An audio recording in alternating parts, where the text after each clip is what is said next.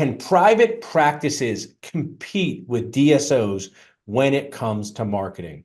Do DSOs have Scrooge McDuck money to spend on their SEO ads? I am here with our expert key research and sponsor, friend Gary Bird, who is out here helping educate dentists to do the three things we stand for at Dental Nachos, Gary: increase success, decrease stress, and most of all, cry less inside each day. So before I turn it over to you, could you just share with our audience, orient our audience as to what you do in your daily dentisting life to help dentists?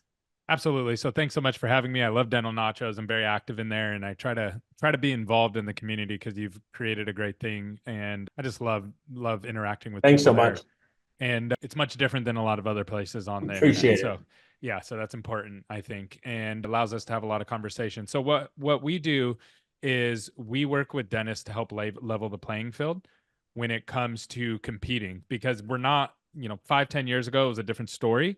But right now, things are really heating up from a competition standpoint and from every single angle. So you need partners to be able to help you Yeah. not just generate leads, but generate opportunities that are going to turn into patients and that are going to return.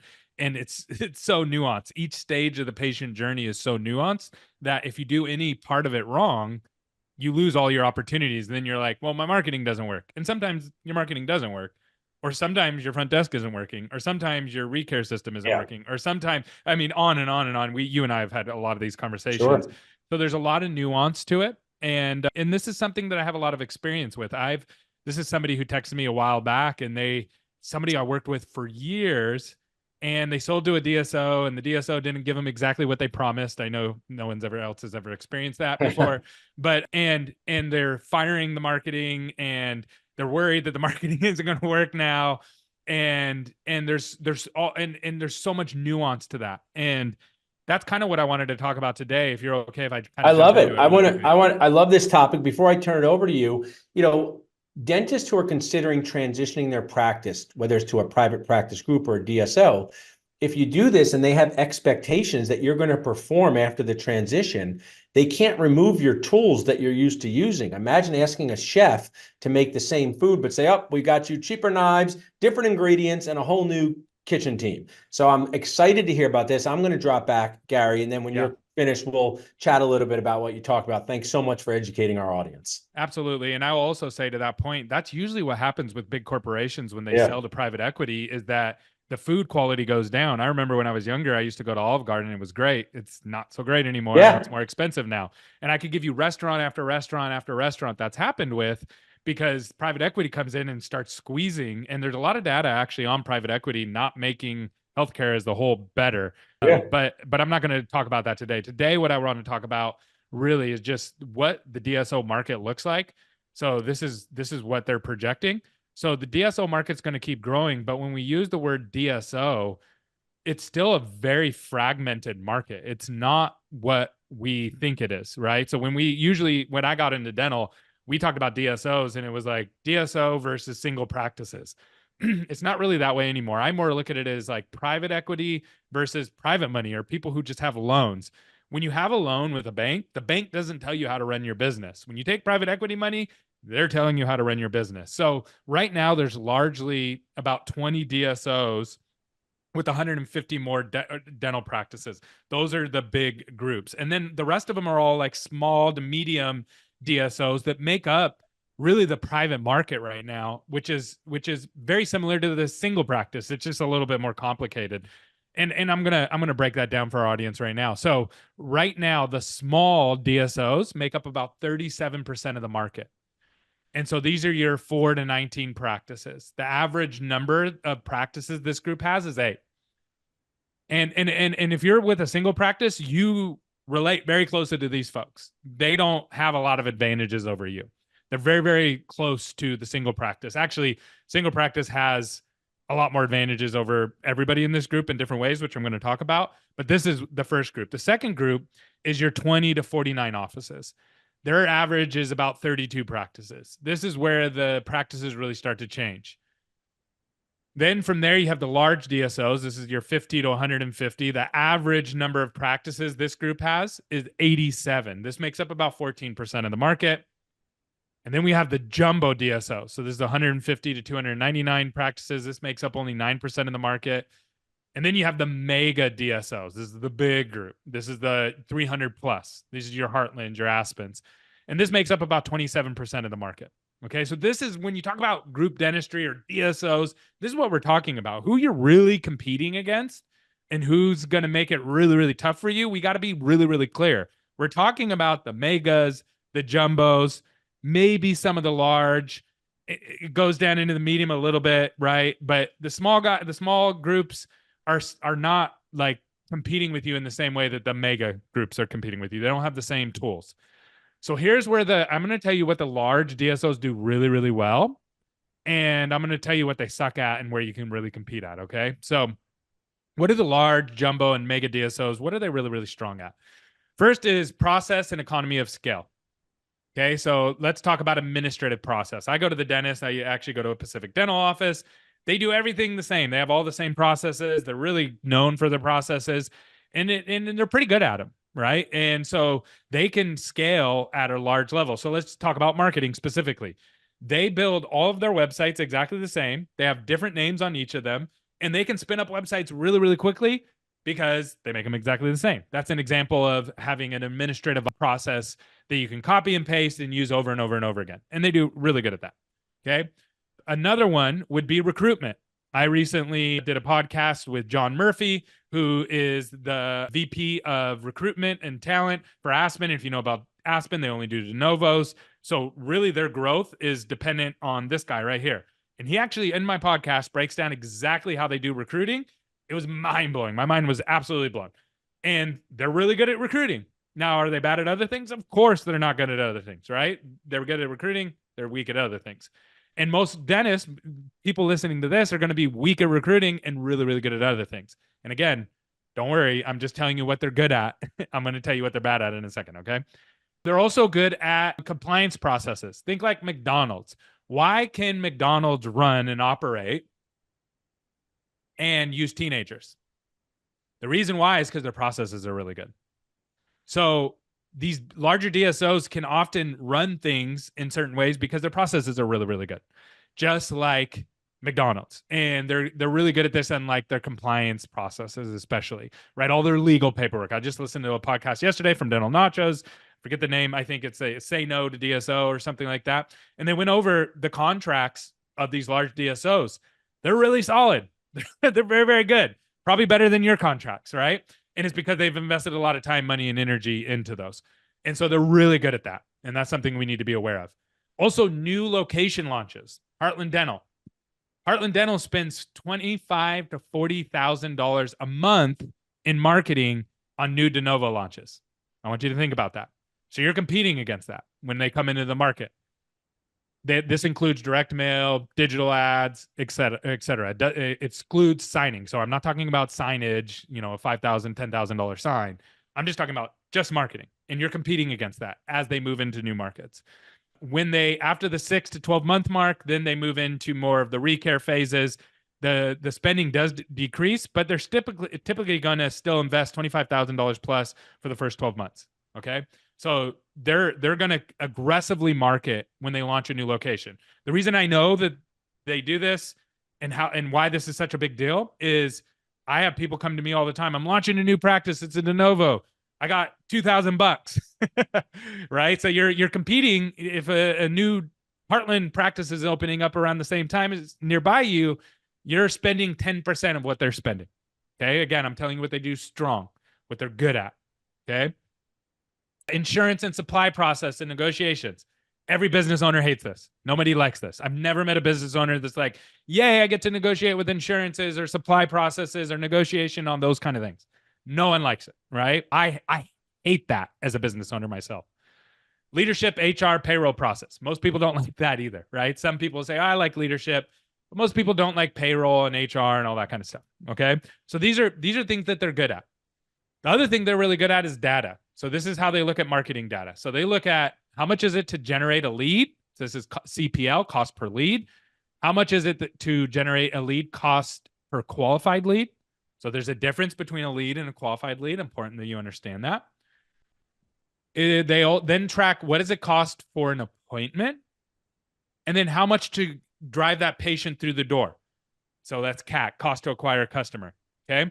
So you look at this, they segment their marketing. We use Trackable for this, trackable.io. You can track all this stuff, integrates with your PMS, and you can actually see the different segments. Really, really important. We do this for every single one of our clients. But this is one way that the DSOs really compete really well, is they understand how many leads they're getting versus qualified leads. What a lot of dentists do, single practices especially, is they just go, non-qualified leads. They didn't come in, they weren't qualified. That's just not the case. It's just not. And there's a lot of nuances to this, and we'll talk more about that, okay? All right. So here's some things that we've done for practices that were not big DSOs. These are either single locations or multi-location, but not the big ones, right? There's the smaller guys. And what we've been able to do to help them around this data and this marketing, okay? So this is a dentist that single location in North Carolina, and they were able to see over 2,000% ROI. How did we do that? Just like what I was showing you in the last screen, we were able to segment their marketing. We were able to help them to compete, and we were able to give them some things that they can compete against these big DSOs in their market. Okay. And I'm going to go over what these things are in a moment. This is a group in Chicago, 4-location. They did a Novo launch. We were able to get their leads, qualified leads, down to $148 and a cost to acquire a customer down to $220. If you don't, $222 to be exact. If you don't know, if you're like, is that good? Is that bad? I don't know what that is. National average to drive a patient through the doors is around $350. Okay. Now, some people are way higher than that. Some people are way lower than that. There's a lot of nuance to it. But these are two examples of people that we've helped that were not big DSOs, that we were able to install data into and actually help them launch new practices, or just level up the practice that they already have. Okay. So here's where the DSOs are weak. Here's where you have an opportunity to really compete. And at the end of this, I'm going to give you something for free that will really help you. Okay. So this is a speedboat. This is the cruise ship. All right. So what's the difference between these? Well, the cruise ship has a lot of nice perks. They have coffee. They have gyms. They have all kinds of fun stuff. However, they're horrible at pivoting. They're horrible. You guys all remember when this happened in Greece and this ship ended up sinking because they can't turn quickly. A speedboat can turn quickly. Everybody listening to this right now, Nachos, or almost everybody, you're a speedboat. You can make changes and adjustments to your marketing, to your processes very, very quickly, very, very easily. I've worked with a lot of big DSOs, and anytime that I need to get a process changed, no pun intended, it's like pulling teeth.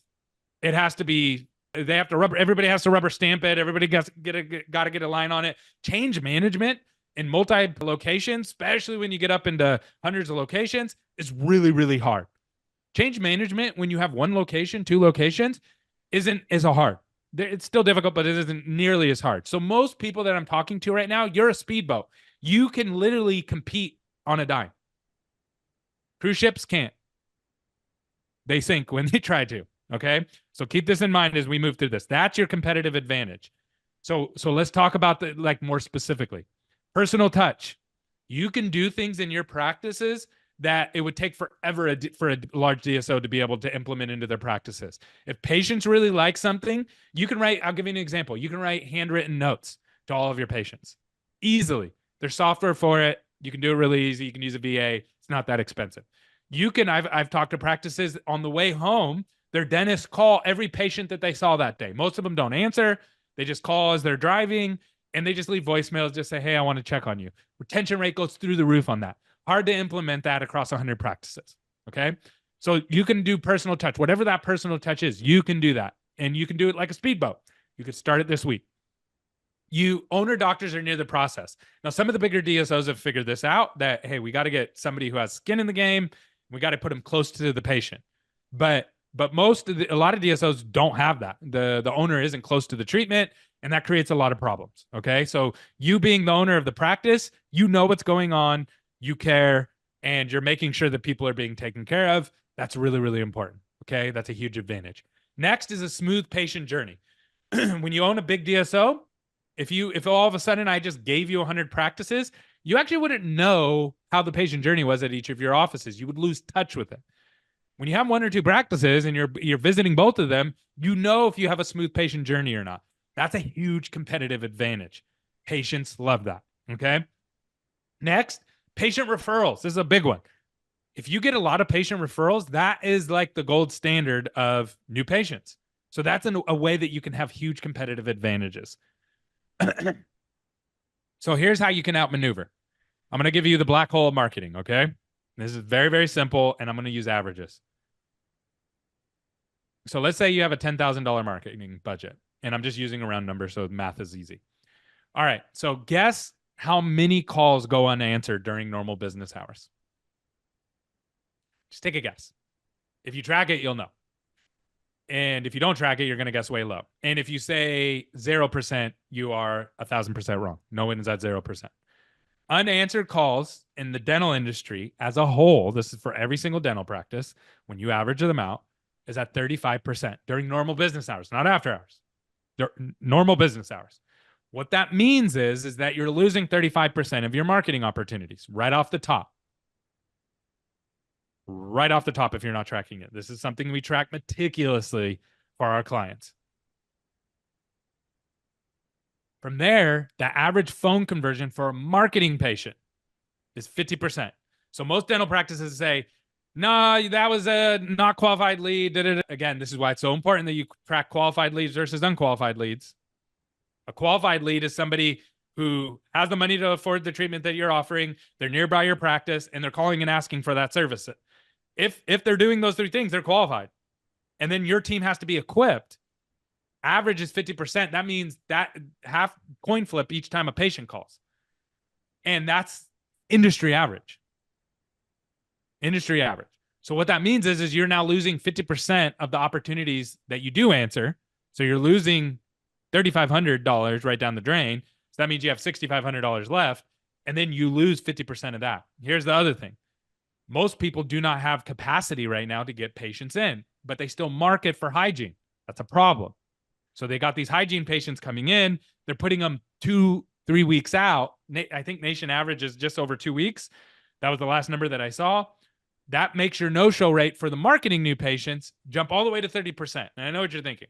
No, my no-show rate isn't 30%. Yeah, not for your patient referrals, but for your marketing patients, if you're putting them 2 weeks out, it's probably in that ballpark. It's close to it. So that means you end up with roughly about $2,000 of your marketing coming in from the $10,000 budget. The reason that's a problem is marketing sucks if that's what you're doing. But the reason that it happened is not because of marketing.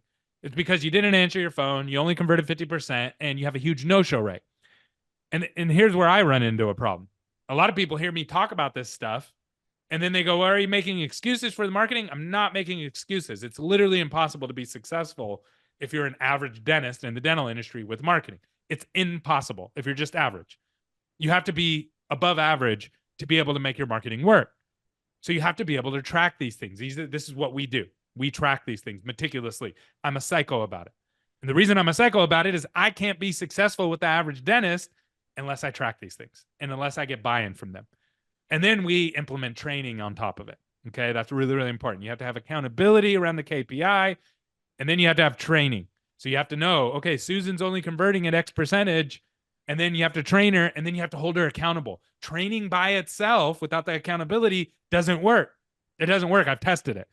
Trust me, I've tested it to the moon. You train them, they get a little bit better, and then they revert right back. You have to be able to track that on a day-to-day basis. Okay, so the next thing you need to be able to do is you need to be able to historically look at where your new patients are coming from. So I have this map here, and what we have is we have all the new patients scattered there in the blue dots, and then behind it, we have income. So we can go in and look at all your historical new patients, see where they're coming from, see what income pockets they're coming from. Are they coming from high income, which is the dark areas, middle income, which is the gray areas, or low income, which is the white areas? And then we can also see where there's opportunity. So you can see here where we're not attracting patients, or where we're also, this was a 4 location, where we're cannibalizing ourselves because our offices are too close together. Really, really important, because you can actually compete against yourself if you have multi-location. So you want to be able to see exactly where your new patients are coming from, and you want to see the population as well. This is the exact same map, but just with population behind it. So you need to be able to see this, and those black dots, those are competitors, which some of them are DSOs, and they're spending 10, 20 times more than you. And so that means you have to be able to compete. And if you have the black hole of marketing, you're not going to be able to compete. All of your marketing efforts of those people that you didn't answer the phone, you didn't convert them, or they no showed because you put them too far out, guess where they end up? They end up at your competitors. So you literally did marketing for your competitor to get a new patient. With this kind of mapping, if you close the black hole, we can then go in and figure out, okay, where did your new patients come from? What's the right income areas? And then you can do targeting on top of this. Most people just spray and pray is what we call it in the marketing industry. That's where you draw a circle around the office and you hope it works. That's horrible. You should never, ever do that unless you just have an amazing area right around all around your office. You should be plotting out and seeing historically where your new patients are coming from. All right. So here's some ways to stay competitive. Be open when your competitors are closed.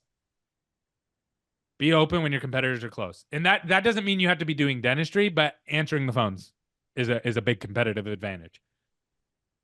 Same day appointment, same day treatment. If you can do that, patients love that. And if you can't do that, you say, I can't do that right now. I don't have the bandwidth for that. That's fine. Next day is huge. 2 days is huge. Even 3 days is huge right now in the dental industry.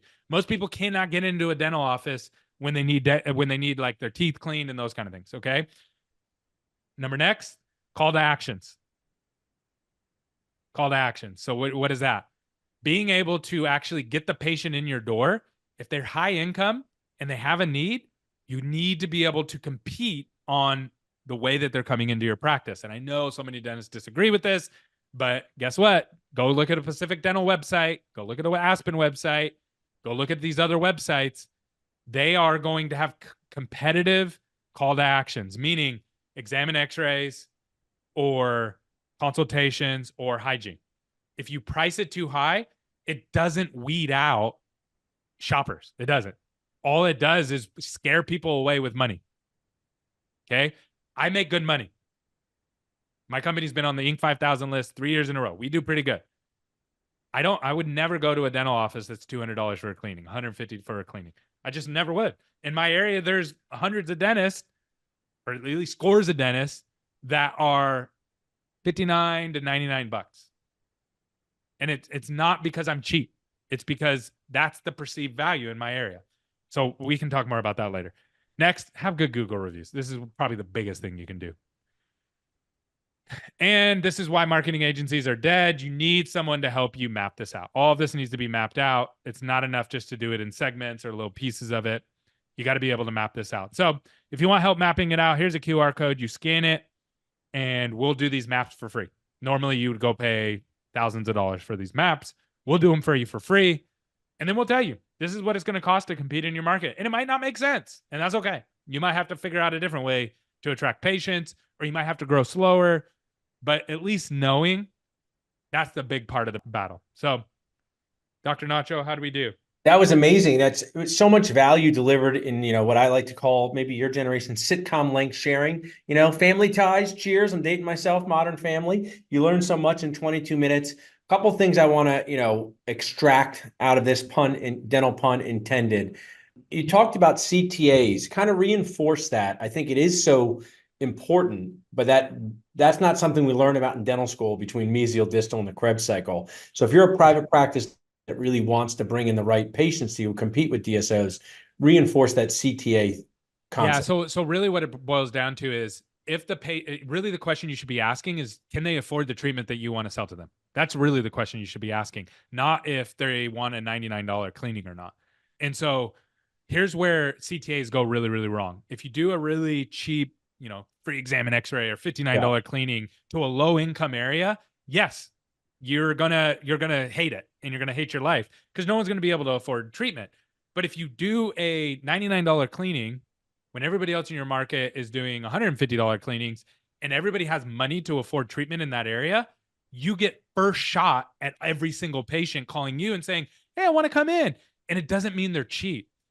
And here's what dentists say. They're shoppers. Yes. Yeah. Every new patient is a shopper, just like every dentist is a Yeah, shopper. ask a dentist how many CBCTs they looked at before they pulled the trigger on it. So I think, Yeah. I give a lot of lectures, and I say the most three magic words for case acceptance is just like you. Hey, Janice was just like you. She didn't know if implants were worth it. She didn't know if she should spend the money. She was too old. Let me share a video. She was just like you. And the ways that bonds people together is you're just like your patients. When dentists say, I want them to value my crown, I go, what did you say to your supply rep about cotton rolls? You'd want them for 90% off. So, have some empathy, understand where people are coming from. Amazing share, Gary. I know you shared that QR code, but just in case people are listening to this a year from now or listening to this in the car, how could they reach out to you directly if they were listening? Great question. So I'm all over social media, the Gary Bird, and just spelled like it sounds, 8 letters with the in the front. And then, or go to our company website, smcnational.com. And either way, you can reach out to us. And I meet with my team every single day, look at every single account in my company. Like, I'm very, very heavily involved. And so we can quickly look at what's going on, in your market, how much is it going to cost, and help it make sense. Like, if you just want marketing services, we're not the right fit for you. But if Yeah. you want somebody to overlook your market, figure out competition, figure out incomes, figure out population, figure out future plans to open an office, adding an associate, adding a new treatment type, we can sit down and have that conversation with you and work through if it makes sense. I think it's so important. Marketing is another part of your advisory team, one of the most important parts, because you want the right new patients at the right time. And I think too oftentimes dentists are not as intentional. And I know I've been this way, early in my career, just bringing more new patients, more class 2 patients. No, not those. So thanks, Gary, for supporting our community. Stick around with me. Everyone who's been watching and listening in, reach out to Gary and his amazing team. They're a fantastic key resource and sponsor. He brings a lot of fun